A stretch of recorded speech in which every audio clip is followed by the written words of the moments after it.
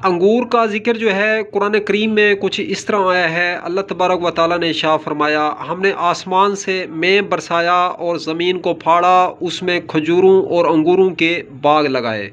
तो नादरीन, अंगूर का जो दरख्त होता है, अंगूर का जो पेड़ होता है, इस पे जो है सांप आशिक है। सांप दो चीज़ों पे जो है आशिक है, एक सोना गोल्ड पे और दूसरा जो है अंगूर पे। ये बात वाज़ेह रहे।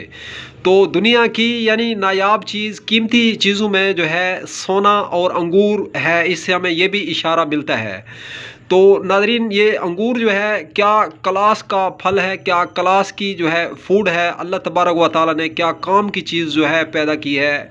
ये जो है मर्दों की मर्दानगी जो है कभी ख़त्म नहीं होने देती, औरतों को जो है कभी बूढ़ा नहीं होने देती। जो बंदा जो है एक एक दाना इसका इस्तेमाल करता रहे।